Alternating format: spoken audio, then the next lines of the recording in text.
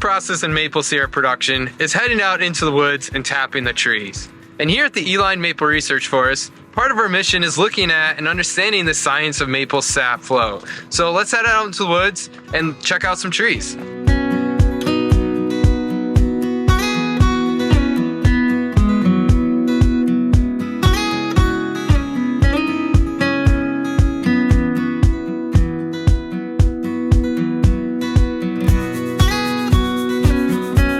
So we're out here in our sugar bush now, standing next to one of our research trees. Each year we have to do a brand new tap hole into the tree, and then we're gonna shift over next year and put a new hole. But tapping a tree does not hurt the tree. I like to think of it like donating blood. But maple trees like to store a lot of extra energy, and so we're only taking about 5% of their reserve of energy that they have built up inside of them.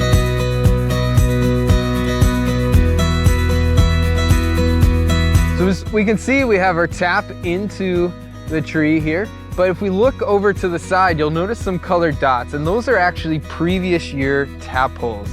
And so every year when we pull the spout at the end of the maple season, and then we can watch as those holes close up, how quickly the tree is actually growing. So this canister here is for us to monitor sap flow. On the inside, we have a flow meter that's monitoring the volume of sap that's coming through. And as the sap goes through, it can then come out the bottom. And this is all on vacuum. So with pulling sap then out of the bottom, down through our line that will feed into our main lines and down to our sap collection house.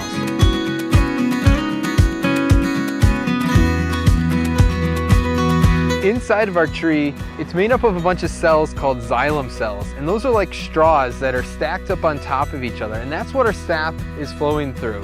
And so when it freezes, that creates negative pressure that allows that sap to flow through those straws up the tree. And then when we have thawing temperatures, that pressure builds within the tree and pushes the sap back down through those straws. And when we have a tap hole going across those straws, that can actually allow that sap to flow out of our tap hole. So with these taps here and these instruments, we can measure that vacuum and the pressure that's built up within the tree, and we can compare that to the atmospheric pressure and the sap flow that we're gaining from the trees. We wouldn't have maple syrup if we didn't have the sugars, which are the ingredient that goes into maple syrup. And so where do those sugars come from? Well, they come from our canopy up in our tree, and they're made by the leaves during our growing season through the process of photosynthesis. The most important aspect of maple syrup production is understanding maple sap flow. And here at the Uihlein Maple Research Forest, we're conducting that research so we can better understand sap flow.